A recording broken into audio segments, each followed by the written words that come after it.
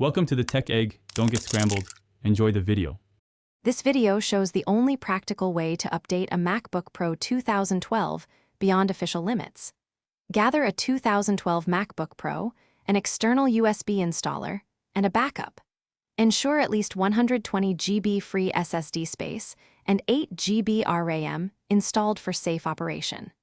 Download the OpenCore Legacy Patcher on a working Mac or PC to build a patched installer. Prepare a 16 GB or larger USB drive and a separate backup drive before continuing. Start by downloading the desired Mac OS installer and the OpenCore Legacy Patcher app. Use a working computer to build a patched USB installer on a 16 GB or larger drive. Follow the patcher prompts to select the correct 2012 MacBook Pro model and the target Mac OS version.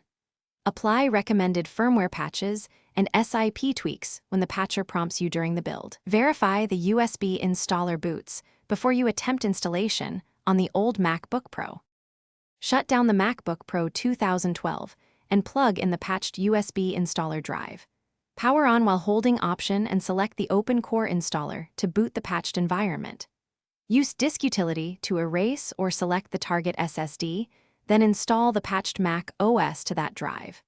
After installation, reboot into the system and run the OpenCore Post Install utility to apply device-specific patches. Reinstall any missing Wi-Fi or GPU drivers if the Post Install tool advises additional fixes.